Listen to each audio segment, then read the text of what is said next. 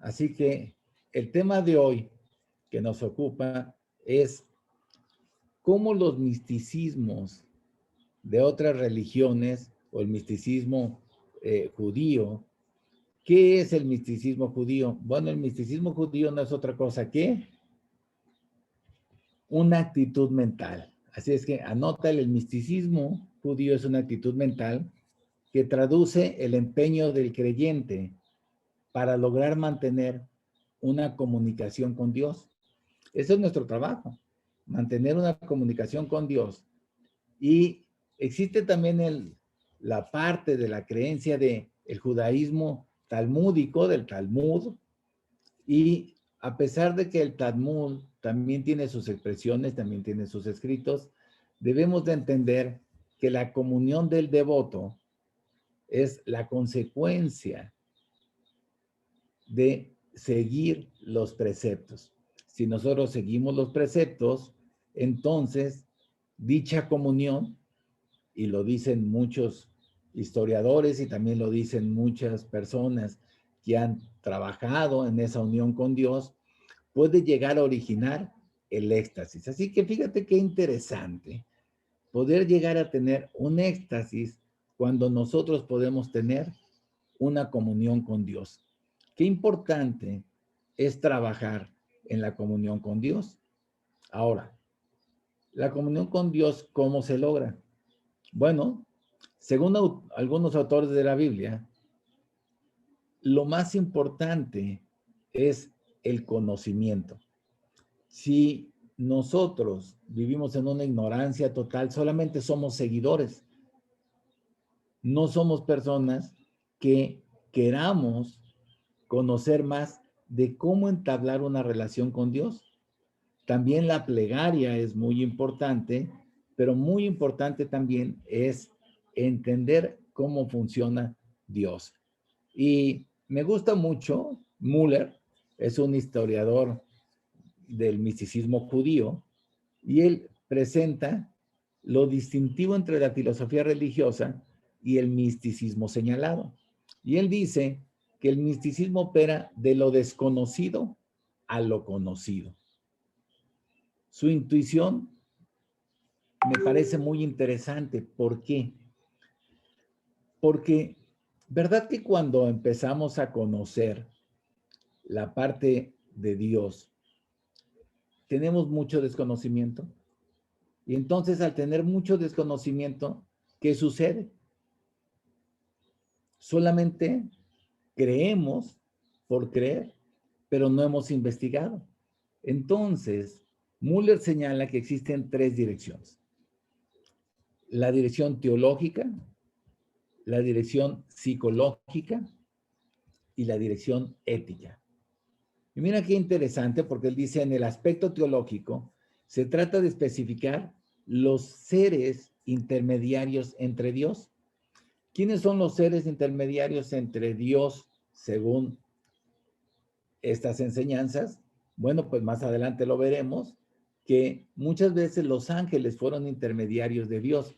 Muchas veces los ángeles eran los encargados de ser mensajeros de Dios. De hecho, ángel significa mensajero de Dios. Entonces, en el aspecto teológico, se trata de los seres que son intermediarios entre Dios y el hombre. Y están por jerarquías. Existen varias jerarquías que tienen que ver con Dios, que tienen que ver con los ángeles.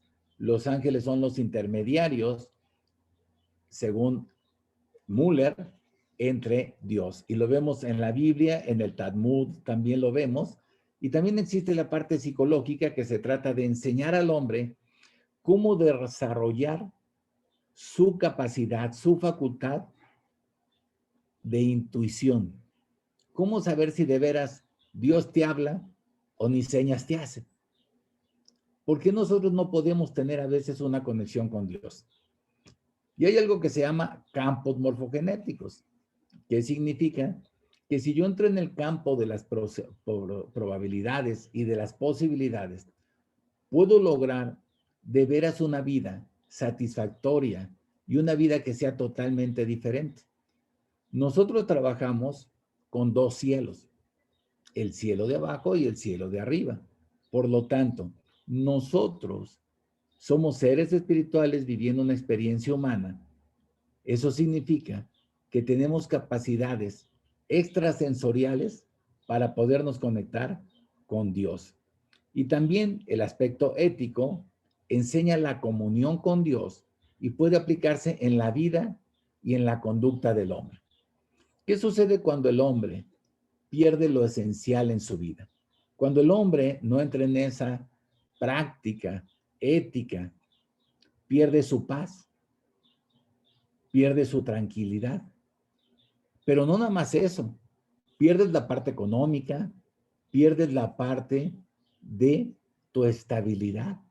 Nos desequilibramos totalmente, nuestra vida ya no es feliz, nuestra vida ya no es congruente, la economía se detiene y se viene una cascada de problemas y de pensamientos que no son característicos de nosotros. Entonces, vamos a tocar un aspecto muy interesante. Mira, está un historiador, Filón de Alejandría, que vivió del año 20 antes de Cristo hasta el año 45 de la era común. Eso significa que a este hombre le tocó vivir la época del Señor Jesucristo. Y el pensamiento griego estaba escrito sobre la religión judía y este Filón de Alejandría describió: el primer día de la creación, Dios concibió en su pensamiento o en su razón, el logos, el mundo de las ideas, es decir, el mundo pensado. Y es un modelo del mundo sensible, es la sabiduría de la ley revelada. Así que fíjate qué interesante este escritor que nos está hablando de la sabiduría revelada. Y está hablando de que Dios, en el primer día de la creación, concibió en su pensamiento o su razón, el logos, el mundo de las ideas, es decir, el mundo pensado, el modelo del mundo sensible. Entonces, si nosotros estamos hechos a imagen y semejanza de Dios, pues nosotros en el primer día, ¿y cuál es tu primer día? Hoy es tu primer día. Entonces, ¿cuál es tu mundo de pensamiento? ¿Cuál es tu razón, tu logos? ¿Cuáles son las ideas? ¿Qué es lo que quieres crear? Entonces te invito a que te preguntes, ¿qué es lo que tú quieres crear? ¿Qué quieres crear en tu vida? Y el logos se trata de sabiduría y la ley revelada. Dios actúa mediante fuerzas o dinamis, se llaman, que participan del logos. Entonces, el hombre es la imagen de un hombre celestial. Entonces, tú eres un hombre, una mujer celestial, que posees un cuerpo mortal, pero un alma inmortal. Entonces, tenemos un mundo dividido. En este mundo vive la ignorancia y la desobediencia, pero por intermediario de logos podemos tener parte de Dios, y la revelación bíblica de la ley fundamenta la orden del mundo, el hombre en camino de la perfección. Entonces, un hombre que tiene fe, es decir, por la convicción de que Dios existe y la confianza en su providencia, puede tener una comunión real con Él. Pero para eso existen prerequisitos. Y estos prerequisitos es entender primero que no pertenecemos al mundo físico, que no pertenecemos al mundo material. Tú y yo en 50 años ya no vamos a estar en este planeta. Entonces, ¿de dónde venimos? Hemos hecho una pregunta muchas veces: ¿quién eres tú? ¿Quién eres tú? Y cuando yo doy terapia, se les pregunto a las personas, ¿quién eres tú? La gran mayoría no lo sabe contestar. Si yo le digo a Luis, ¿quién eres tú? Pues me va a decir, pues Luis, bueno, ese es tu nombre. ¿Quién eres tú? Pues soy padre, ¿no? Esa es una chamba que tienes. Pues soy ingeniero. No, pues ese es un oficio. ¿Quién eres tú? Entonces te invito a que te preguntes, ¿quién eres tú? ¿Quién eres tú? Y te vas a dar cuenta que a veces no sabemos quiénes somos. Y te voy a poner un ejemplo. Moisés, según Tenia de Filón, que es otro escritor muy interesante, un historiador, él dice que Moisés tiene una figura estimadísima en todos los libros que él ha estudiado, incluyendo la Biblia, el Talmud, obviamente la Torá y sobre todo el Zohar. Y Moisés acaba de cumplir años de muerto hace una semana y está escrito en el Zohar que si tú le pedías algo, él te lo iba a conceder. Cuando un ser de ese nivel muere, cuando cumple años, se le pueden pedir cosas. Entonces, Filón dice, el Nuevo Testamento, en el Apocalipsis de Juan, también hay otros escritos que hablan de las formas cristianas y de las composiciones en el mundo suprasensible de Dios, en el mundo suprasensible de Dios y los ángeles. Y el mismo tema constituye la parte más importante del misticismo judío más antiguo. El misticismo de qué crees. Fíjate qué interesante. Aquí nos está hablando del misticismo de la Merkabá. ¿Recuerdas qué es la Merkabá? Es muy importante entender qué es la Merkabá porque la Merkabá tiene que ver con ni más ni menos que la carroza del carro celestial. ¿Te acuerdas que la Biblia habla claramente de un carro celestial? Entonces, hablamos de que la tradición bíblica habla de personajes que tuvieron un encuentro directo con Dios, como Adán, Abraham, Isaac, los 12 hijos de Jacob, Moisés, Elías, Baruch, que es el discípulo del profeta Jeremías, Sofías, Daniel, ¿te acuerdas de Erra? Y todos ellos fueron seres prominentes, seres como tú y como yo normales, pero que buscaron la sabiduría. Porque ¿cómo vas a llegar con Dios? Tú y yo vamos a morir. ¿Vas a llegar con las manos vacías o con las manos llenas? Pero entre todos ellos destaca una figura muy importante que es Enoc. Y Enoc en la Biblia informa que no murió, que Dios lo tomó de la tierra y lo tomó con zapatitos y calcetines, completo se lo llevó. ¿Y quién es Enoc? Bueno, pues Enoc es ni más ni menos que Metatrón. Y fue ascendido al lugar principal entre todos los seres angelicales. Entonces Enoc es el jefe de los ángeles. Entonces, cuando nosotros meditamos, ¿podemos hacer meditaciones con Enoc? Claro que sí. Cuando tú haces meditaciones con Enoc, entonces vas a entender cosas muy importantes porque Enoc hoy se conoce como Metatrón. Y Müller tiene un libro muy interesante en donde habla de los puntos que ponen en contacto la visión apocalíptica con el misticismo judío. Y habla de las letras del alfabeto como elementos creadores. Mira, estamos hablando de un historiador muy interesante como es Ernst Müller, y él dice que las letras del alfabeto son elementos creadores. Las 22 letras tienen antropomorfismos y también medidas de tiempo y de espacio que nos llevan a una conexión con la divinidad y dejan una huella marcada muy grande.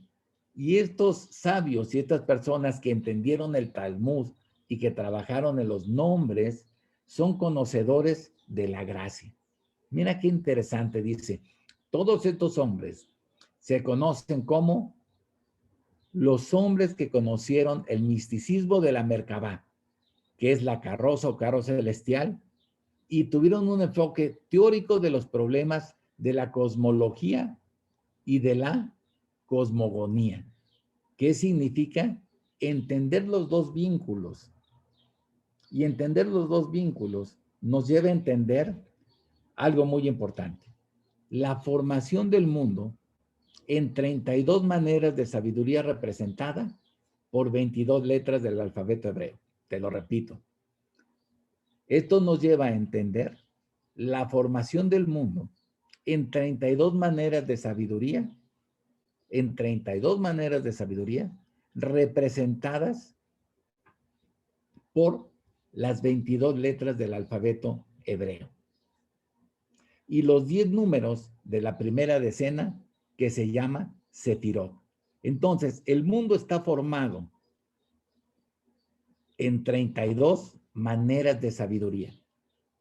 Entonces, ¿tendremos cosas que aprender tú y yo? Claro, hay 32 maneras de sabiduría que están representadas por las 32 letras del alfabeto hebreo y los 10 números de las primeras decenas de la Sefirot.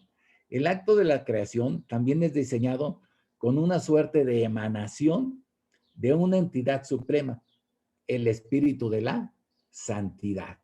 Entonces, podemos entender que el espíritu de la santidad está conectado con 3 elementos de 3 niveles muy importantes, que es el aire, el fuego. El aire es donde brota la vida.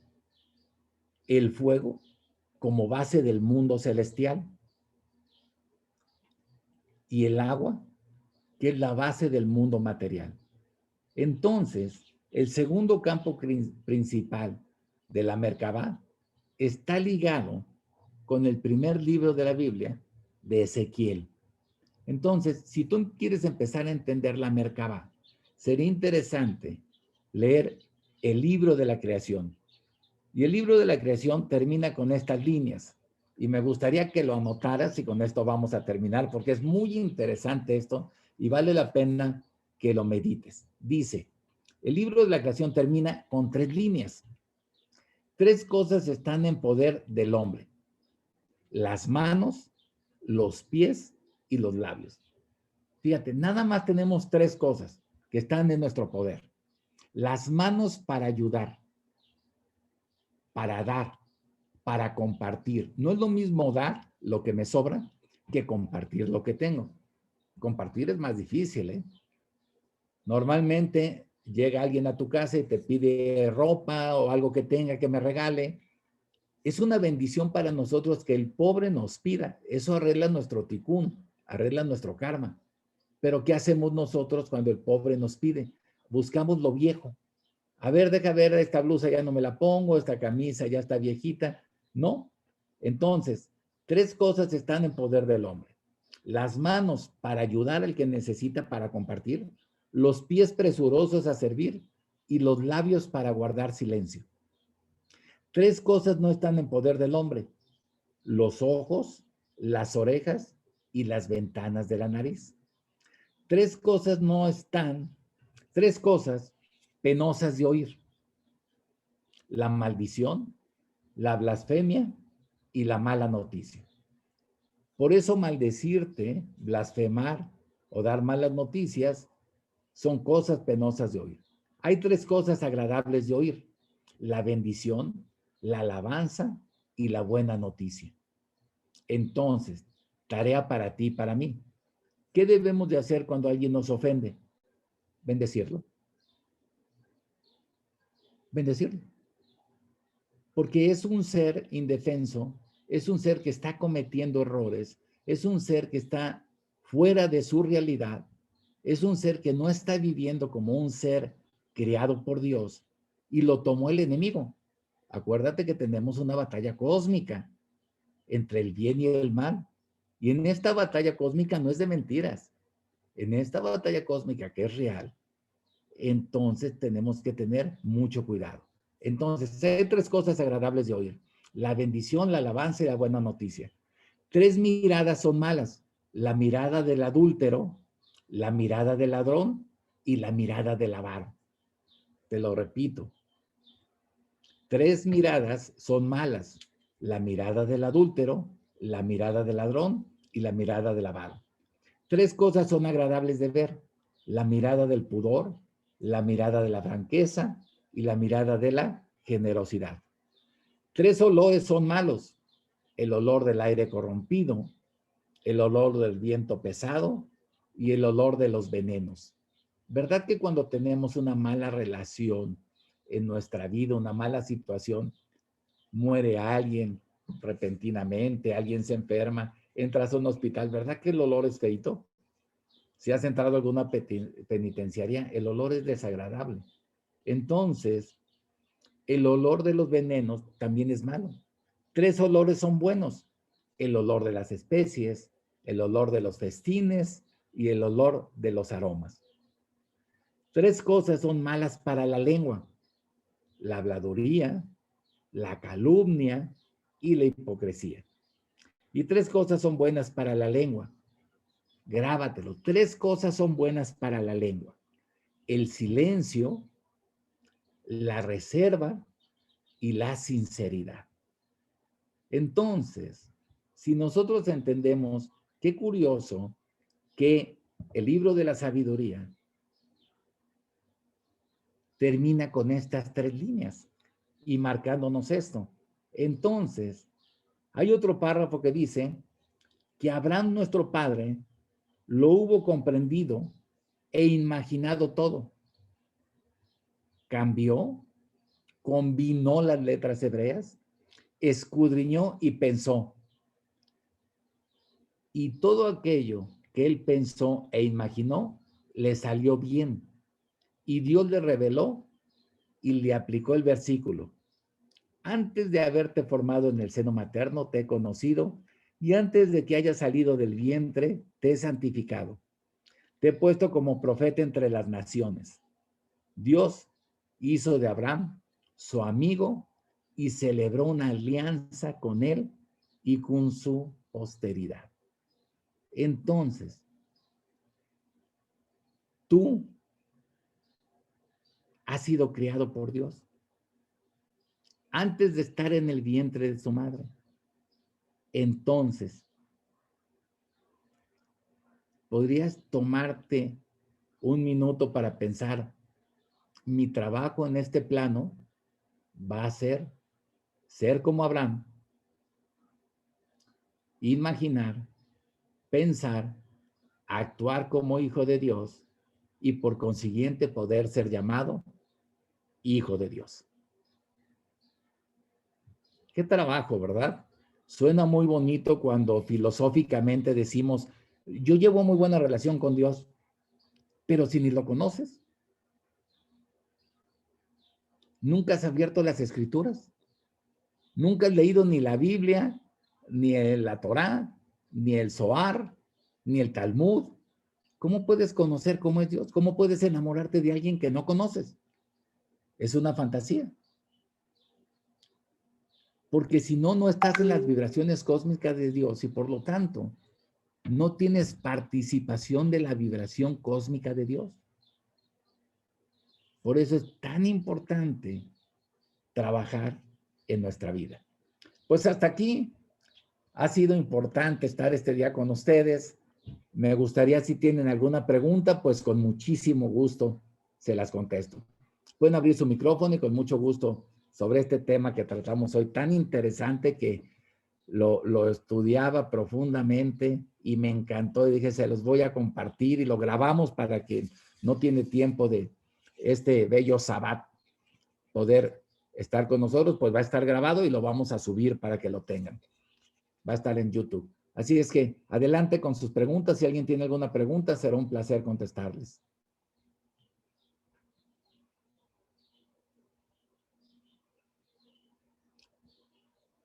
Don Ángel. Sí. Esta pregunta no va al tema, no es exactamente del tema que estábamos hablando ahorita, pero ¿se la puedo hacer? Sí, adelante. ¿Qué tienen que ver los signos zodiacales en la cábala? Uf, es una pregunta que es todo un tema, hija, todo un tema. Los signos zodiacales tienen que ver primero con los astros. Entendamos que nosotros tenemos constelaciones y estas constelaciones y estos astros, pues se les ha dado nombres de signos zodiacales. Tenemos el Sagitario, pero también, acuérdate que la Tierra tiene un movimiento de rotación y de traslación. Entonces nos estamos moviendo dentro de estos movimientos de traslación y de rotación. Entonces, acabamos de salir de la época de Piscis, por eso la religión cristiana y católica tienen como símbolo el pez. No porque el Señor Jesucristo haya sido pescador, es porque estábamos en la época de Piscis y hoy entramos a la época de Acuario. Ahora, ¿tiene que ver con tu nacimiento? Claro. La numerología, que es tan importante, entender la numerología, y quien no haya hecho todavía su numerología, pues comuníquese con Azali. Es muy interesante, ahorita estamos estudiando mucho numerología. Pero, para contestar tu pregunta, pues tu fecha de nacimiento tiene mucho que ver con quiénes somos, de dónde venimos, y obviamente tienes la influencia de los astros de la fecha en que naciste. Ahora, hay una disparidad entre el calendario griego y el calendario judío. El calendario griego tiene que ver con, y hoy nosotros estamos con un calendario que no se ajusta a la fecha que tú naciste. Al siguiente año no es exactamente igual, no están los astros paralelos en la línea directa de cómo estaban cuando tú naciste. Por eso nosotros hacemos la numerología como los judíos. Está basada con la fecha de la luna y del sol. Entonces es exacto.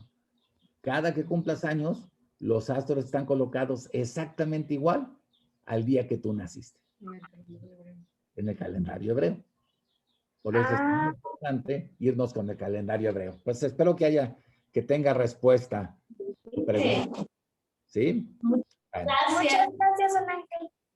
un placer servirte. ¿Alguien más tiene alguna pregunta? Diana, Rosy, Luis. ¿Nadie tiene ninguna pregunta? ¿Fue claro lo que... Sí. Fue muy clara la clase y muy oportuna. Muchas gracias. Para servirles. ¿Nada? Don Ángel, no llegué a escuchar todo, pero escuché la parte que si queremos entender el Merkabah tenemos que leer la parte de Ezequiel. El libro de Ezequiel es un libro sumamente interesante. Mi invitación siempre es la misma. Tenemos que escudriñar las escrituras.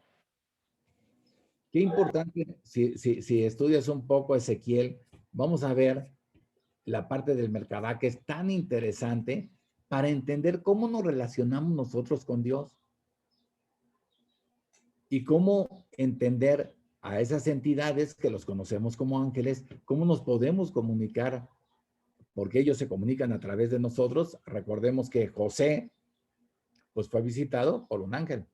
En sueños, también María, pues fue visitada por un ángel. O sea, hay muchos relatos de ángeles que se presentan. Así es que, ¿qué es un ángel? Pues un enviado de Dios. Mi nombre es Ángel y yo alguna vez lo investigué y pues, ¿qué crees? Pues un enviado de Dios. Así es que me da mucho gusto ser un enviado de Dios. Pero bueno, es una chamba y hay que trabajar en esa.